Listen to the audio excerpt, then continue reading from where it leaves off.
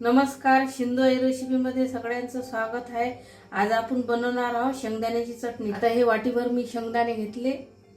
आता हे चांगले असे भाजून घ्यायचे। आता मी हे 5-6 लसणाच्या पाकळ्या घेतले। हे पण आपण याच्यात टाकून घेऊ, चांगल्या भाजून घेऊ। 5 मिरच्या घेतले। हे मिरच्या घेतले, हे पण भाजून घेऊ आपण।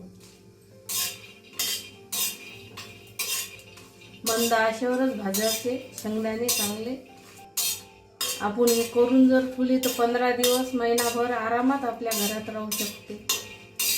म्हणजे हे लसूण भाजला याचा ओलसरपणा राहते ते कमी होते, भाजणीत येते चांगला। आता पहा हे कसे मस्त शेंगदाणे भाजले गेले, आपला लसूण पण चांगला भाजला गेला। आपण करून ठेवली कसं आपल्याला वेळ नाही राहत ना, म्हणून करून ठेवायची। आता हे आपले भाजणं झाले। आता आपण गॅस बंद करू, 5 मिनिट याले थंड होऊ देऊ।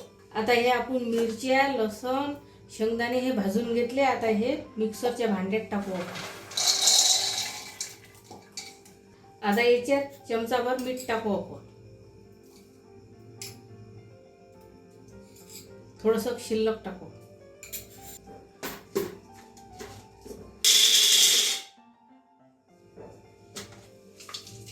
आता लहान 2 चमचे आपण लाल तिखट टाकू याच्यात।